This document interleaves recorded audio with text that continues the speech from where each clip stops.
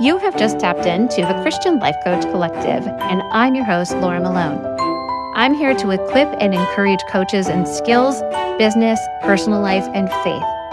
I believe you're already 100% worthy and capable, and you're called for such a time as this. So let's get you walking it out with courage and confidence so you can be an amazing coach who sees transformation and great results in both your life and the lives around you. Let's get started.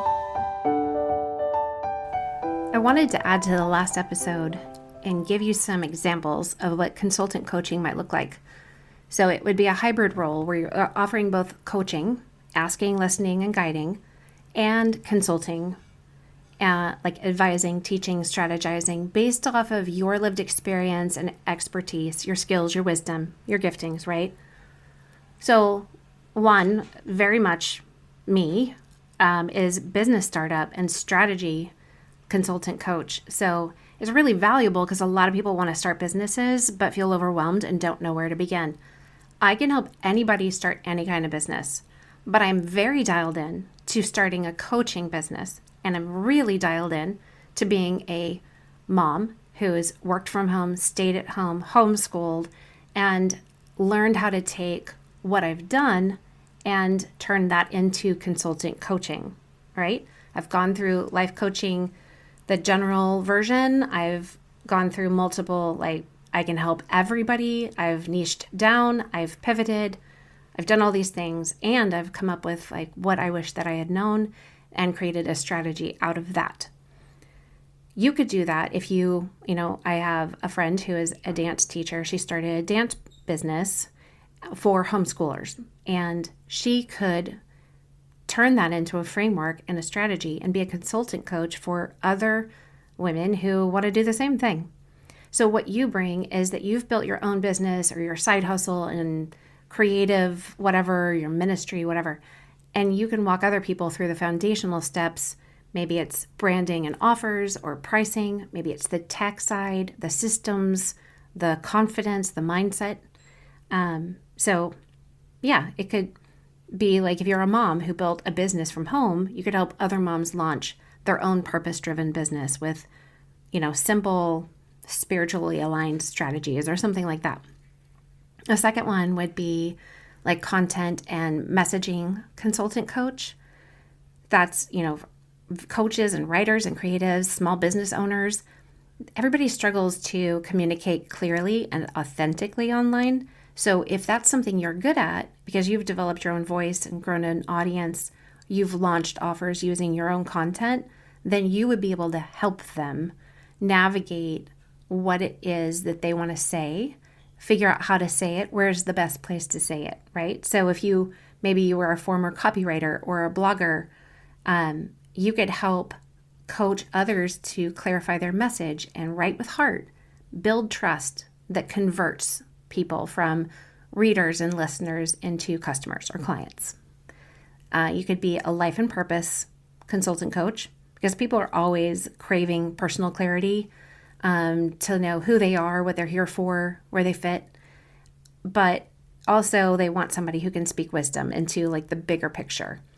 So if you've walked through your own identity crisis or a big transition, or you've discovered your calling, you can guide other people through that, right? Through their own crisis, through their own transition, or into their own discovery.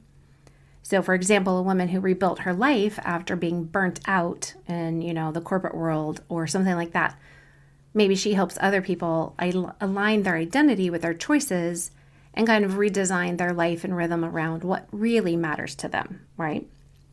You could be a ministry or faith-based consultant coach.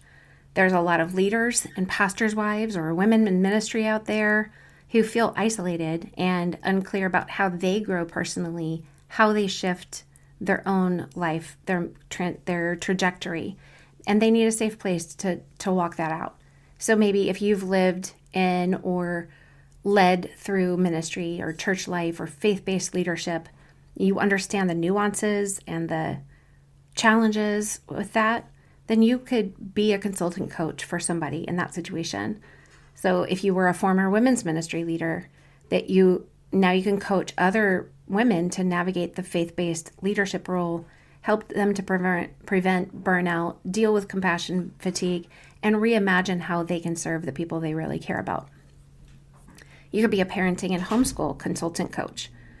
That's really valuable because parents want more than just tips. They actually want help making decisions that fit their family and who they are and how they parent and lead. So if you have homeschooled or intentionally raised your kids a certain way or supported parents through special needs or transitions or blended families, like all of those things, that's so valuable. An example would be a homeschool mom of five, a mom with 5 kids, who helps newer moms find confidence and customize their homeschool life and rhythm and plan, and then helps them to lead their family with grace instead of guilt, right? Dealing with the mom guilt, dealing with all the stuff that's on their plate. Those are just 5 simple examples of how you could take something that you've done in your life and offer both coaching, which means letting what's in them rise up to the top, and consulting, which lets what is in you rise up to the top, and blend the asking, listening, and guiding with the advising, teaching, and strategizing, because you have so much experience that you've lived through, and there are people who would pay you to help them figure out what their next steps are. Take imperfect action. Just somebody who reaches out their hands and says, I'll walk with you. You can do that. So I hope that this inspires you. I want you to sit down and think, like, what is possible in my life? What have I done? And if you ever have the thought, nobody else needs that, nobody else wants that, I'm the only person, I need you to check yourself. Take it to Jesus. And actually go do some research. Google it. Do other women need this? Do other women struggle with that? Do other people, men, children, professionals, whatever, is this something other people think? Because there's nothing new under the sun, friend. And if you think what you carry is not valuable, you are wrong. And I want you to go listen to the Storymaker Show, my other podcast. And I want you to listen to episode 18 about taking your thoughts captive and actually how to do it, how to determine what the thought is you're thinking when you think something like this, how to confine it, how to dig for the truth and challenge the thought up against the truth, right? And I actually give you a 6-step process of how to literally take your thoughts captive, like the Bible says to do, like Paul tells us, encourages us to do. Take your thoughts captive to the obedience of Christ. I'm going to teach you how to do that, episode 18 of the Storymaker Show. And I want you to take whatever you believe about yourself and the lack of value, the lack of desire for what you carry in your story, and I want you to take that thought captive.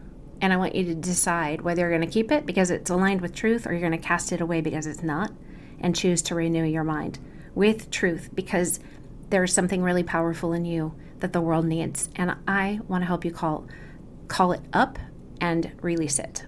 Okay? Bless you. I bless the calling on your life. And I'll talk to you in the next episode.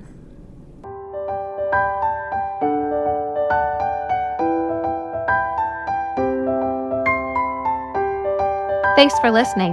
For more coaching resources and to learn how to work with me, head to sterlingandstonementoring.com or click the link in the show notes. Remember, walk boldly in your calling, and I'll talk to you next time.